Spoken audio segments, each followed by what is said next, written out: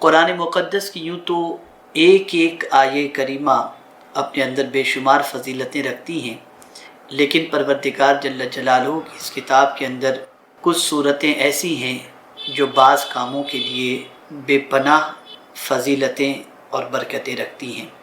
آئیے میں آپ کو احادیث رسول صلی اللہ علیہ وسلم کی روشنی میں آج سورہ کہف کی فضیلت پیش کرنے کی سعادت حاصل کروں، اور آپ دیکھیں کہ یہ ایک سورہ مبارکہ ہمارے لیے کیسے کیسے موقع پر سکون کا سامان فراہم کرتی ہے۔ حضرت ابو اسحاق رضی اللہ تعالیٰ عنہ سے مروی ہے، وہ کہتے ہیں کہ میں نے حضرت براء ابن عازب رضی اللہ تعالیٰ عنہ کو فرماتے ہوئے سنا کہ ایک شخص سورہ کہف پڑھ رہا تھا کہ اچانک اس نے اپنے چوپائے کو دیکھا کہ وہ بدک رہا ہے اور ایک بادل نمودار ہو رہا ہے۔ وہ رسول اللہ صلی اللہ علیہ وسلم کے پاس آیا اور آقا کریم صلی اللہ علیہ وسلم سے ماجرا بیان کیا۔ نبی اکرم صلی اللہ علیہ وسلم نے فرمایا، یہ سکینہ ہے جو قرآن مقدس کے ساتھ نازل ہوا ہے۔ یعنی سورہ کہف کی تلاوت کرنے والا جب سورہ کہف کی تلاوت کر رہا تھا تو پروردگار جل جلالہ نے آسمان پر ایک بادل کو نمودار فرمایا، جسے اس نے دیکھا، اور پھر رسول اعظم صلی اللہ علیہ وسلم کی بارگاہ میں اس نے عرض کیا تو پیغمبر رحمت صلی اللہ علیہ وسلم نے اسے سکینہ فرمایا کہ قرآن کی تلاوت کرنے کے ساتھ ساتھ اللہ تعالیٰ سکینہ نازل فرمایا ہے۔ وہ کون سی سورت تلاوت کر رہے تھے؟ تو حضرت براء ابن عازب رضی اللہ تعالیٰ عنہ فرماتے ہیں وہ سورہ کہف کی تلاوت کر رہے تھے۔ پتہ چلا جب کوئی سورہ کہف کی تلاوت کرتا ہے تو اللہ تعالیٰ اس کے قلب پر سکون نازل فرماتا ہے اور اسے سکون کی دولت سے مالا مال فرماتا ہے۔ اسی طریقے سے حضرت ابو درداء رضی اللہ تعالیٰ عنہ سے مروی ہے کہ آقا کریم صلی اللہ علیہ وسلم نے ارشاد فرمایا، جس نے سورہ کہف کی پہلی 3 آیتیں پڑھی وہ دجال کے فتنے سے محفوظ رہے گا۔ فتنہ دجال کتنا بڑا ہے اس کو سمجھنا ہے تو یوں سمجھیں، حضرت آدم علیہ السلام سے لے کر پیغمبر رحمت صلی اللہ علیہ وسلم تک جتنے بھی انبیاء اور رسول تشریف لائے سب نے اللہ کی پناہ مانگی فتنہ دجال سے۔ خود رسول اعظم صلی اللہ علیہ وسلم دعا کرتے تھے، اللہم انی اعوذ بک من فتنۃ المسیح الدجال۔ میرے پیارے آقا صلی اللہ علیہ وسلم کے پیارے دیوانوں، یہ بہت بڑا فتنہ ہے، بہت بڑی آزمائش ہے دجال کے سلسلے میں، یعنی دجال کی آزمائش بہت بڑی آزمائش ہے۔ اسی طریقے سے آقا کریم صلی اللہ علیہ وسلم نے ارشاد فرمایا، من حفظ 10 آیات من اول سورۃ الکہف عصم من فتنۃ الدجال، جو سورہ کہف کی شروع کی 10 آیتیں یاد کر لے وہ دجال کے فتنے سے محفوظ رہے گا۔ سبحان اللہ۔ میرے پیارے آقا صلی اللہ تعالی علیہ وسلم کے پیارے دیوانوں، بہت بڑا فتنہ ہے، اس کی وجہ سے بہت ساروں کے ایمان چلے جائیں گے، اور بہت سارے سورہ کہف کی 10 آیات کی وجہ سے اور اللہ کی پناہ مانگنے کی وجہ سے فتنہ دجال سے محفوظ و مامون رہیں گے۔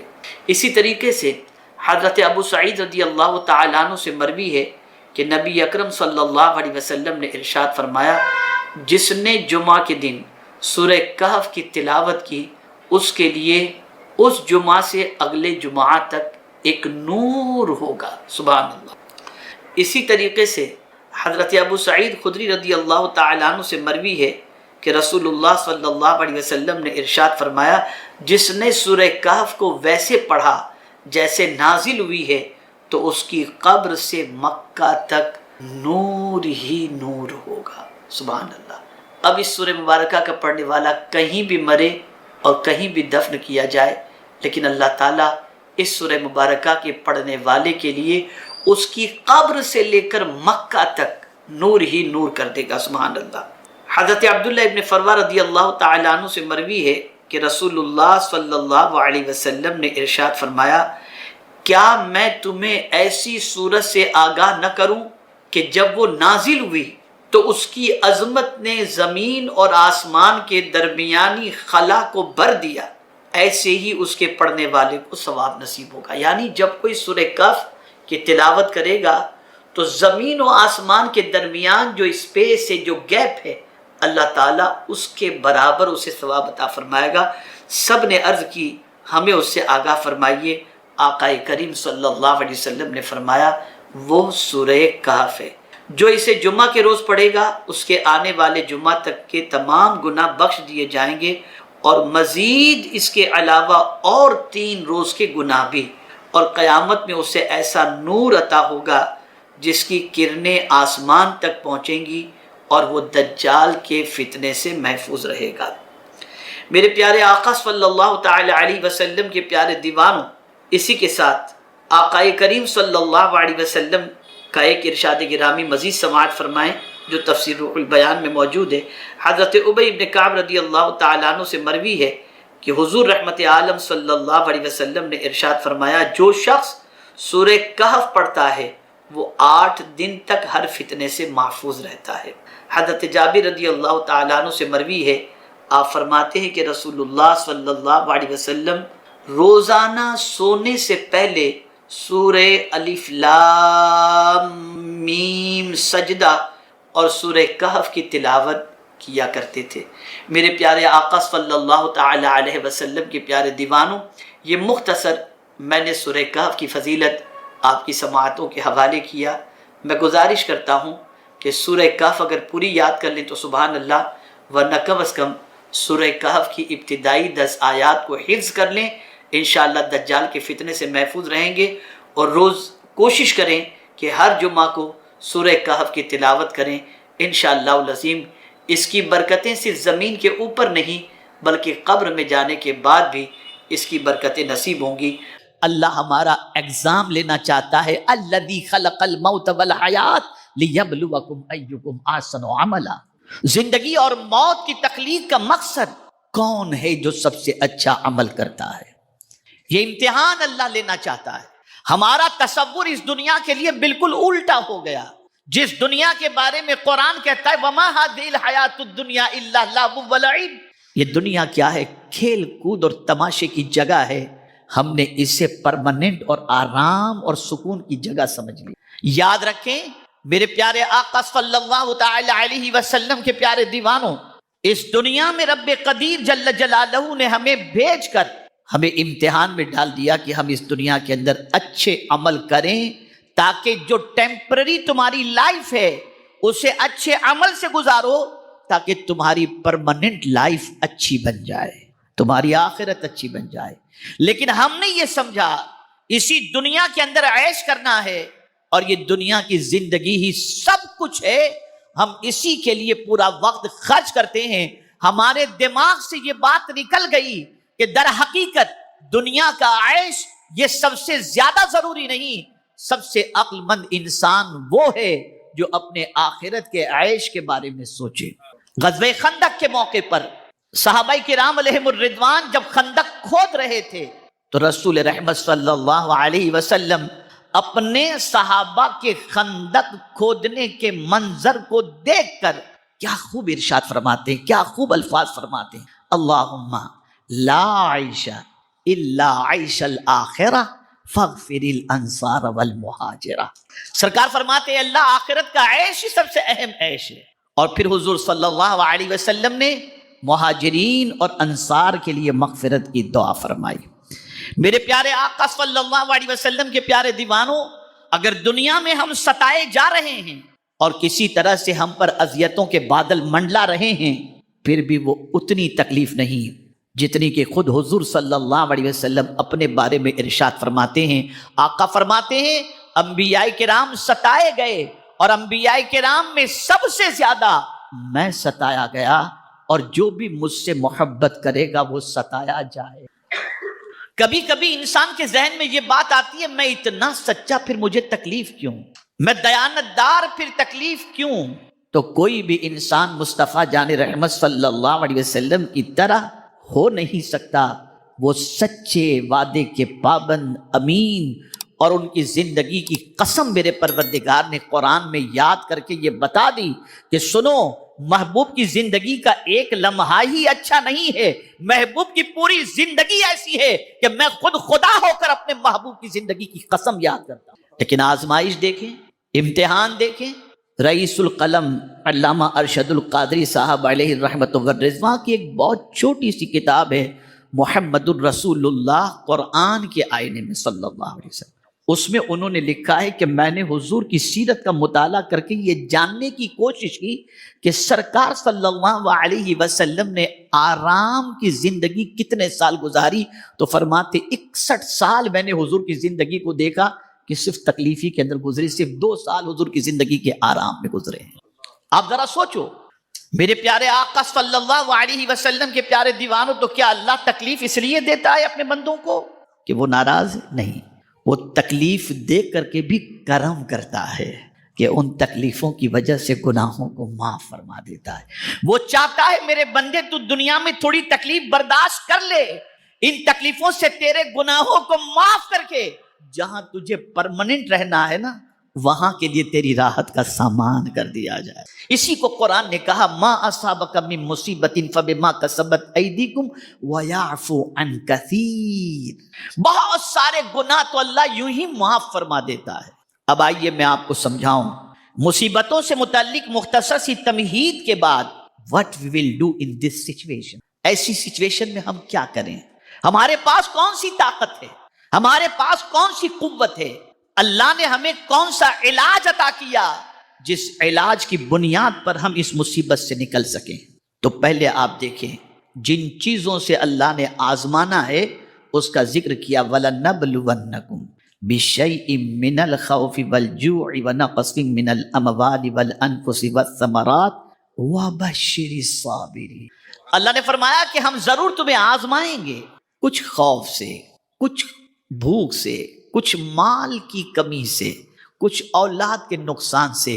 لیکن اس آزمائش کی وجہ سے اگر کسی نے دامن صبر کو تھامے رکھا اور شور نہیں مچایا، دامن صبر تھام لیا، تو اپنے محبوب سے رب فرماتا ہے وَبَشِّرِ الصَّابِرِينَ، صبر کرنے والے کو خوشخبری سنا دو، خوشخبری سنا دو. اور آپ دیکھیں یہ آیہ کریمہ پہلے نہیں ہے، آزمائش کا ذکر پہلے نہیں، اس آیت سے پہلے اللہ نے فرمایا استعینوا بالصبر والصلاۃ، صبر اور نماز سے مدد طلب کرو. یعنی جب کبھی تمہاری کیفیت ایسی ہو جائے کہ ہم تم کو آزمائش میں گرفتار کریں تو گھبراؤ نہیں، آزمائش میں بعد میں گرفتار کریں گے، پہلے ہم تمہیں علاج عطا کر دیتے ہیں کہ جب کبھی تم پر آزمائش آئے تو تم 2 چیزوں سے مدد حاصل کرو، نماز سے مدد حاصل کرو اور صبر سے. ایک سوال میں آپ سے پوچھتا ہوں ٹو بی فرینکلی، مصائب کا علاج ہم کہاں تلاش کرتے ہیں؟ مسجد میں؟ سجدوں میں؟ نہیں. آپ پوری احادیث کی کتابوں کو کھنگال کر کے دیکھیں اور رسول اعظم صلی اللہ علیہ وسلم کی حیات طیبہ کا مطالعہ کریں تو آپ کو پتا چلے گا کہ شاید ہی کوئی تکلیف ایسی ہو جس میں حضور صلی اللہ علیہ وسلم نے نماز سے مدد نہ دی.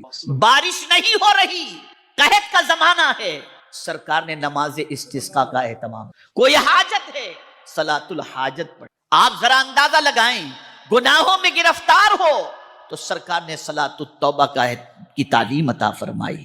ہر پریشانی کے لیے نماز کو اللہ کے رسول صلی اللہ علیہ وسلم نے طاقتور بتایا. اور ایک چھوٹی سی بات ذہن کو روشن کرنے کے لیے میں بتا دوں اور ذہن کو کھولنے کے لیے، استعینوا بالصبر والصلاۃ، پہلے صبر کا ذکر بعد میں نماز کا ذکر. توجہ چاہوں گا، صبر کا ذکر پہلے کیا، صلاۃ کا ذکر بعد میں کیا.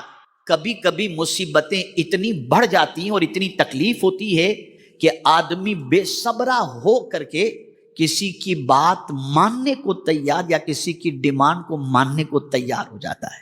کربلا کو لے لیجئے، کتنی سخت مصیبت، بیٹا شہید، بھتیجا شہید، بھانجا شہید، رفقا شہید. ڈیمانڈ تھی اس وقت، کیا ڈیمانڈ تھی؟ یزید کی بیعت کو امام حسین قبول کر لیں. سب کچھ قربان ہو چکا، اب امام حسین رہ گئے ہیں. ڈیمانڈ ہے کہ اب بھی تم یزید کی بیعت کو قبول کر لو، تمہارے ساتھ کوئی جھگڑا نہیں، جو کہو گے وہ تمہیں پیش کر دیا جائے گا. لیکن ایک وقت آیا، دامن صبر چھوٹا نہیں، لیکن ڈیمانڈ جس نے رکھی تھی وہ اپنی ڈیمانڈ کو پوری کرنے کے لیے امام حسین کو جھکانا چاہتا تھا.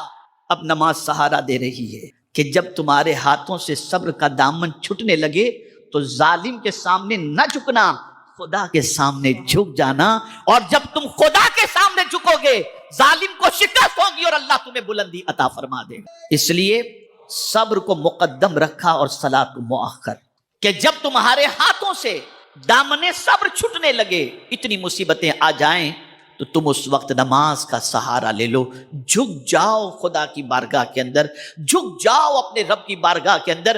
اور خود آپ دیکھیں غزوہ خندق کے حوالے سے مولا علی کرم اللہ تعالی وجہہ الکریم ارشاد فرماتے ہیں کہ میں نے غزوہ خندق کے موقع پر پورے میدان کا چکر لگایا اور میں نے دیکھا کہ حضور صلی اللہ علیہ وسلم سجدے میں ہیں اور کچھ اللہ عز و جل کے اسما کا ورد کر رہے ہیں حالت سجدے میں۔ فرماتے میں نے 7 چکر لگائے میدان کے، اور میں نے دیکھا جب چکر لگا کر آ کر حضور کو میں دیکھتا، حضور مجھے سجدے میں نظر آتے۔ آخری چکر لگا کر جب میں آیا تو اللہ نے فتح عطا فرما دی تھی، اور فرماتے ہیں کہ جانتے ہو حضور سجدے میں کیا کہہ رہے تھے؟ یا حی یا قیوم، یا حی یا قیوم، یا حی یا قیوم۔ مولا علی کرم اللہ تعالی وجہہ الکریم فرماتے ہیں جو شخص فجر کی نماز کے بعد اور مغرب کی نماز کے بعد 41 ٹائمز یا حی یا قیوم پڑھے، اللہ تعالیٰ اس کا خاتمہ ایمان پر فرمائے۔ ہم نے نماز اور صبر سے مدد لینا چھوڑ دیا۔ آپ دیکھیں ہم میں کے کتنے لوگ ہیں جو مصیبتوں کے اندر نماز کی کثرت کرتے ہوں، مصیبتوں میں سجدے میں چلے جاتے ہوں۔ یہ ہماری کیفیت ہے کہ ہم یہ چیز کرنے کے لیے تیار نہیں۔ یاد رکھیں نہ میں تعویذات کا مخالف ہوں اور نہ بزرگوں کے دیے ہوئے عمل کا مخالف ہوں، لیکن آج میں آپ کو وہ عمل بتا رہا ہوں جو میرے رب نے بتایا۔ نماز سے مدد طلب کرو اور صبر سے، یہ قرآن کا دیا ہوا عمل ہے۔ کوئی کہتا ہے میری روزی کی برکت کے لیے آپ کوئی تعویذ دے دیں یا عمل دے دیں، میں کہتا ہوں آپ کو روزی کی برکت کے لیے اللہ کا دیا ہوا عمل پیش کر دیتا ہوں۔ چاہتے ہو نا روزی میں برکت ہو، اللہ فرماتا ہے وَأْمُرْ أَهْلَكَ بِالصَّلَاةِ وَاصْطَبِرْ عَلَيْهَا لَا نَسْأَلُكَ رِزْقًا نَحْنُ نَرْزُقُكَ۔ اللہ فرماتا ہے تو خود بھی نماز پر قائم رہے، اپنی اولاد کو بھی، اپنے اہل و عیال کو بھی نماز کا حکم دے۔ اللہ فرماتا ہے میں تجھ سے روزی نہیں مانگتا، میں تجھے روزی عطا کروں گا۔ جب رب نے فرما دیا روزی دینے کا وعدہ، وہ ضرور بالضرور عطا فرمائے گا۔ تو صبر سے مدد طلب کرو۔ قرآن مقدس میں تقریباً 70 ٹائمز اللہ عز و جل نے صبر کے حوالے سے فرمایا، اور ایک صبر اگر یہ کسی کو اللہ عز و جل دولت عطا فرما دے تو یہ اتنی بڑی دولت ہے کہ اس دولت کی بنیاد پر اس کی پریشانیاں ہی اللہ دور نہیں فرماتا، بلکہ اللہ عز و جل صبر کے عوض کے اندر جنت بھی عطا فرما دیتا ہے۔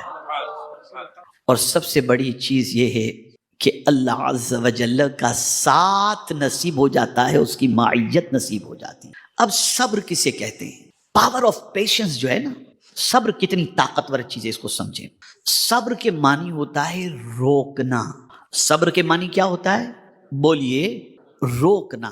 اگر کوئی مصیبت آئے تو جزا اور فضا سے خود کو روکنا، شور مچانے سے روکنا، مر گیا، تباہ ہو گیا، برباد ہو گیا، اس سے اپنی زبان کو روکنا۔ اسی کے ساتھ صبر کا ایک معنی جو روکنا ہے وہ یہ ہے کہ اپنے آپ کو گناہوں سے، ایک تو مصیبت کے اندر صبر کرنا اور جزا اور فضا سے بچنا اور اپنے آپ کو روکنا۔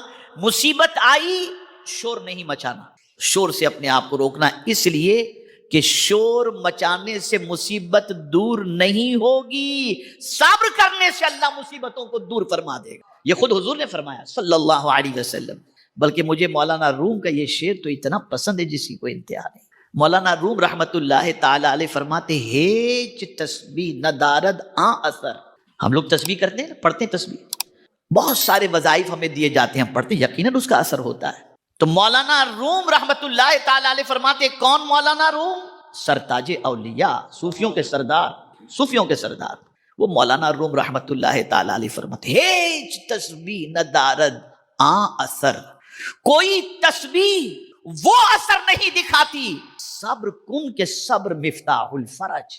فرماتے صبر کر کہ صبر ہر کشادگی کی کنجی ہے، تو صبر کرے گا اللہ تعالیٰ تیرے لیے کشادگی پیدا فرمائے. اور یہ حضور کی حدیث بھی ہے صلی اللہ علیہ وسلم، یہ حضور کی حدیث شریف بھی، الصبر مفتاح الفرج. آپ ذرا سوچیں، تاریخ اٹھا کر کے دیکھیں تو میرے پیارے آقا صلی اللہ علیہ وسلم کے پیارے دیوانوں، صبر بہت طاقتور چیز کا نام ہے، بہت طاقتور چیز کا نام ہے. اس عمل کا اندازہ اس سے لگائیں کہ پروردگار خود فرماتا ہے کہ اے صبر کرنے والے تو تنہا نہیں ہے، ان اللہ مع الصابرین، کہ بے شک اللہ صبر کرنے والے کے ساتھ.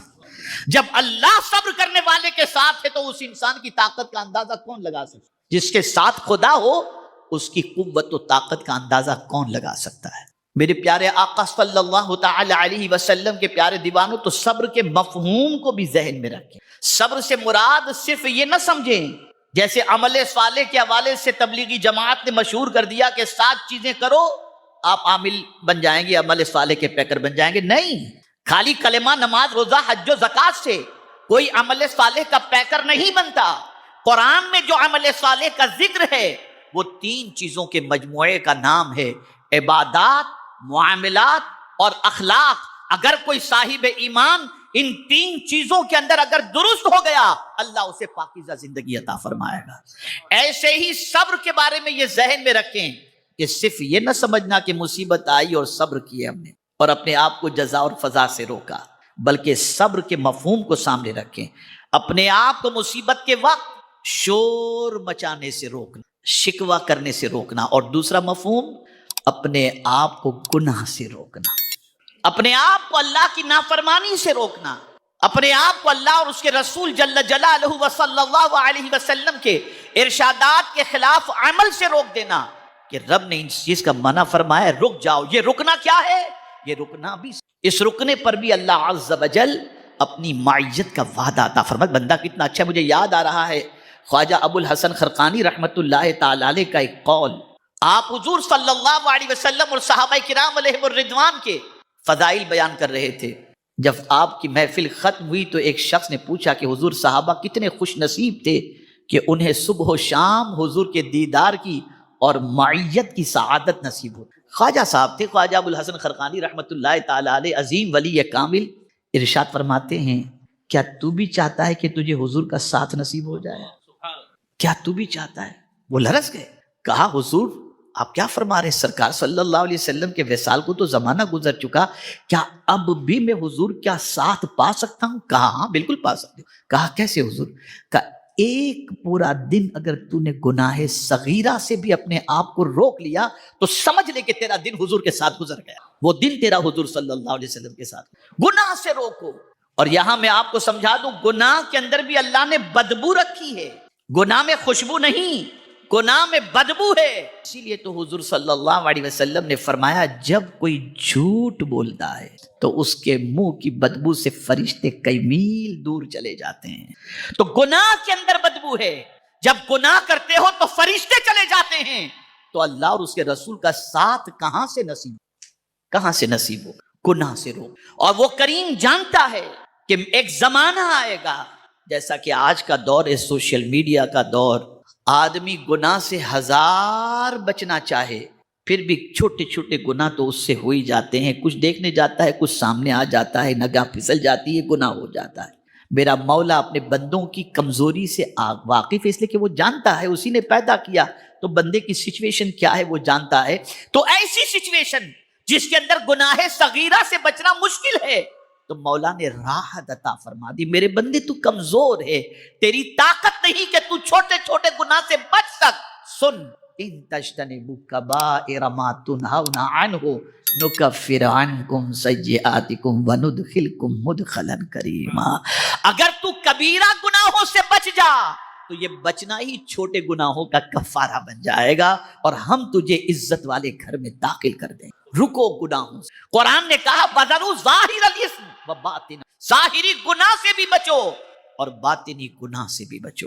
ڈاکٹر کہتے اس سے بچو تو بچ جاتے، شوگر نہیں تو نہیں، واک شروع تو شروع، بلڈ پریشر ہے، نمک کم. حیرت کی بات ہے، ڈاکٹر کہتے یہ چھوڑ دو، ہم فوراً چھوڑ دیتے، اور خدا کہہ رہا ہے ہم چھوڑنے کو تیار، اللہ فرما رہا ہے ہم چھوڑنے کو تیار نہیں. پالنہار حقیقی کہہ رہا ہے چھوڑ دو، ظاہری گناہ بھی چھوڑ دو، باطنی گناہ بھی چھوڑ دو، ہم چھوڑنے کے لیے تیار نہیں۔ اے رسول اعظم صلی اللہ علیہ وسلم کے دیوانوں، تو صبر کا ایک مفہوم یہ بھی ہے کہ اپنے آپ کو گناہ سے روک لو۔ یہ گناہ نہیں، بالکل بھی نہیں کرنا۔ اور یہ بات اچھی طریقے سے یاد رکھنا، بہت سارے لوگ آج کے دور میں یہ کہتے ہیں کہ مولانا کبھی کبھی یہ گناہ کرنے میں کچھ فائدہ ہو جاتا ہے، جیسے بہت سارے لوگ اس قسم کی بات کرتے ہیں، جیسے جھوٹ بولنے کو لے لیجئے کہ جھوٹ بولنے سے یہ فائدہ ہو جاتا ہے، یہ ہوتا ہے، وہ ہوتا ہے۔ تو میں آپ کو ایک چیز اچھی طریقے سے بتا دوں، اور کبھی آدمی یہ بھی کہتا ہے کہ یار سچ بول کر کے تو سوکھی روٹی بھی نہیں ملے گی،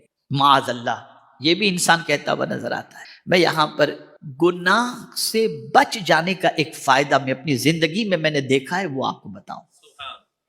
بہت پہلے کی بات، جس زمانے میں لوگ مجھے شاکر بھائی کہتے تھے، اور ہمارے جتنے بھی بھروچی بھائی ہیں وہ شاکر رضوی کہتے تھے، اس زمانے کی بات میں بتاؤں، جب بالکل میرا ابتدائی دعوت و تبلیغ کا دور تھا، اور بجاج چیتک اسکوٹر اس زمانے میں چلا کرتی تھی، اور میں اسی سے گھومتا تھا۔ آج بھی الحمدللہ میں بائک پر ہی آتا جاتا ہوں آفس پر، مطلب چلاتا نہیں ہوں، کسی کے ساتھ بیٹھ کر چلا جاتا ہوں۔ خیر، تو عرض یہ کر رہا تھا کہ اس زمانے میں ایک ایکسپورٹ کمپنی کے اندر مینیجر تھا ایک شخص، مجھے امید ہے کہ وہ آج زندہ بھی ہوں گے انشاءاللہ۔ تو وہ مجھے رات کو ممبئی کے پروگرام میں ان کی بجاج چیتک کے اندر ساتھ میں لے کر کے جاتے تھے، بڑے متاثر تھے مجھ سے، ایکسپورٹ کمپنی کے اندر مینیجر تھے، تو کئی مہینوں تک ہم ساتھ میں آتے جاتے تھے۔ ان کی دوستی ان کے کلاس فیلو جو ریزرو بینک کے اندر بڑی پوسٹ پر تھے، ان کی اور ان کی دوستی تھی، کلاس فیلو تھے، بڑا یارانہ تھا ان کا۔ ایک روز مجھے یاد ہے کہ 11ویں رات تھی، 11ویں شریف کی 11ویں رات تھی، میں جو ہے وہ حاجی عبد الرحمن شاہ بابا رحمۃ اللہ تعالی علیہ کے مزار شریف کے سامنے میرا گھر، تو وہاں وہ چھوڑنے کے لیے آئے تو ہم رک گئے، اور پتہ نہیں اس وقت میرا موڈ کیسا تھا، میں نے ان کو کیسا پایا، تو میں نے برجستہ کہا کہ یار غلام بھائی، کب تک تم بغیر داڑھی کے گھومتے رہو گے، یار اب تو داڑھی رکھ لو۔ بس لگ گئی ان کے دل پر بات، انہوں نے داڑھی رکھ لی۔ 5-6 روز تک انہوں نے شیونگ نہیں کی۔ پھر وہ گئے بینک میں اپنے دوست سے ملنے کے لیے، تو دوست نے اپنے دوست کو دیکھ کر کے کہا، بہت شاکر بھائی کے ساتھ تو گھومتا تھا نا، آ گیا نا ان کے چکر میں، پھنس گیا نا تو، شیونگ نہیں کی، لگتا ہے داڑھی کی نیت تو نے کر لی۔ کہا ہاں۔ کہا سن، تو غیر مسلم کے یہاں ایکسپورٹ مینیجر ہے کمپنی کے اندر، اگر وہ تجھے نکال دے گا نا تو شاکر بھائی ایسی جاب تیرے کو نہیں دلائیں گے، پھر تو کیا کرے گا؟ واللہ اس کا جواب آج بھی مجھے یاد ہے۔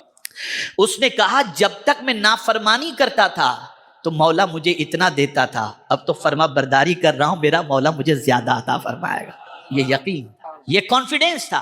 آج مسلمان یہ سوچتا ہے کہ سیدھے راستے پر چلوں گا تو میرا بھلا نہیں ہوگا، برے راستے پر چل کر بھلا ہوگا۔ نہیں، جب برے راستے پر چل رہے ہو تب اللہ اتنا دے رہا ہے، سیدھے راستے پر چلو گے تو وہ کتنا عطا کرے گا۔